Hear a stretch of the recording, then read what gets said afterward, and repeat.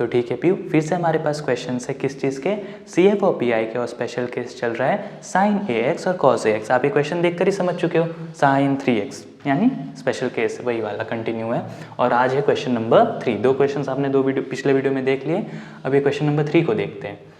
तो वही करते हैं, पहले इसका कॉम्प्लीमेंट्री फंक्शन CF वगैरह करते हैं। तो सबसे पहले आपका काम क्या है, आपको पता है कि अगर आपको CF फाइंड करना है तो उसके लिए जो LHS वाला पार्ट है d² + 9y is equals to, मतलब that should be equals to 0। तो यहाँ से आपको पता चल रहा है कि फंक्शन ऑफ d क्या है, d² + 9, और उसको आप क्या कहते हो, is the auxiliary equation. Auxiliary equation मिल चुकी है, so let that be equals to 0। So f of d equals to 0 यानी कि d² + 9 इक्वल्स टू 0, यानी d + 3i d - 3i is equals to 0। आप चाहो तो इस चीज़ को ऐसे भी कर सकते हो, d² equals to -9, d is equals to √9, so d is equals to + या -3i। मैं ऐसे करना पसंद करता हूँ, so d is equals to 3i and -3i। तो आपको रूट्स क्या मिलेंगे, m1 और m2।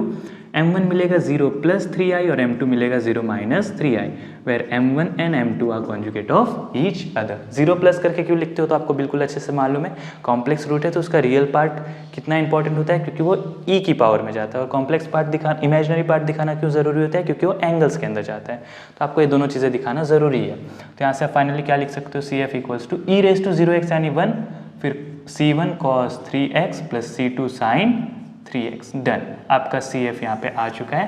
और यहाँ पे आप मेंशन कर सकते हो where C1 and C2 are the arbitrary constant.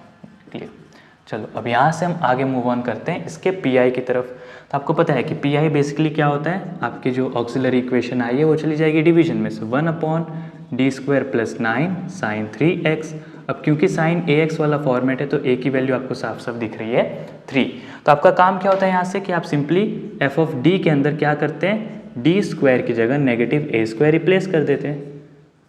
f of d के अंदर d² की जगह -a² रिप्लेस करना आपका काम होता है। चलो करके देखो, तो 1/3² + 9 sin 3x। अरे 1/9 + 9 यहाँ पे क्या आ रहा है, 0। तो जानबूझ के मैंने ये वाला क्वेश्चन लिया ताकि आपको वो सिखा सकूं कि क्या हो जब आपका a रखने से, d² की जगह a² रखने से 0 आ जाए। तो उस पर्टिकुलर केस का सॉल्यूशन कुछ इस तरीके से होता है कि व्हेन d² को आप -a² रखते हैं और उसकी वजह से आपका आंसर 0 आ जाए।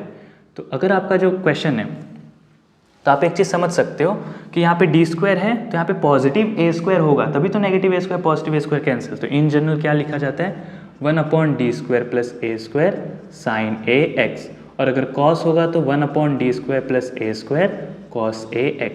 यानी अगर इस फॉर्मेट में अगर आपका PI हुआ तो आप खुद देख सकते हो कि यहाँ पे d² की जगह जैसी -a² रखो, -a² positive a² 0, -a² positive a² 0। Sine और कॉस के लिए सेम मेथड होती है, d² की जगह -a² रखना होता है। और ऐसे फैक्टर्स होंगे, यानी आपकी ऑक्सिलरी इक्वेशन ऐसी होगी तभी तो वो 0 होगा, क्योंकि -a² पॉजिटिव a² 0।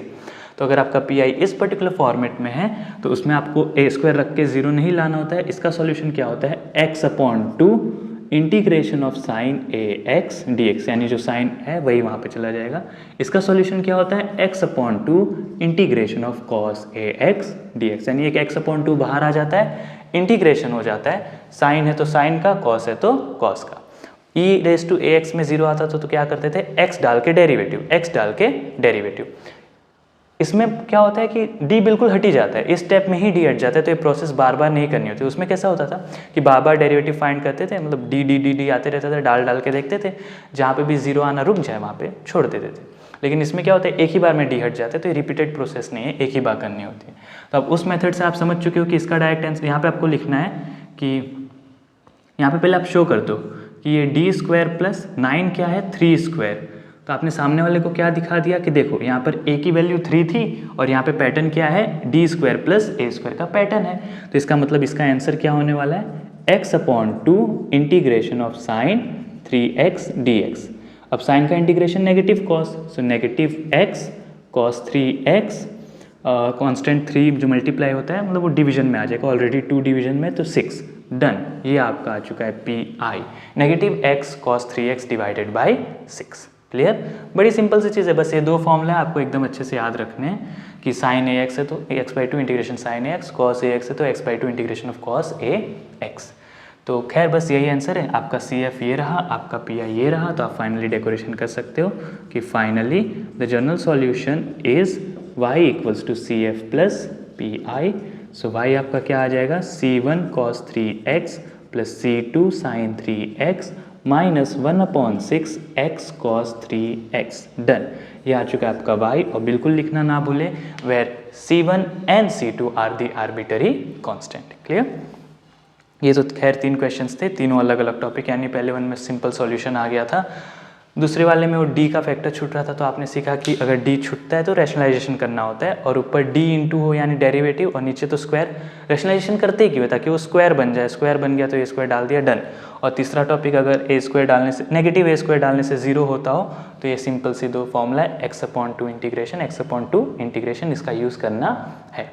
तो ये 3 क्वेश्चंस थे, इसके बाद से हम और भी ज़्यादा क्वेश्चंस देखते हैं। ये टॉपिक भी आपको बिल्कुल अच्छे से क्लियर हो जाएगा, आप टेंशन नहीं लेना, ठीक है पीयू?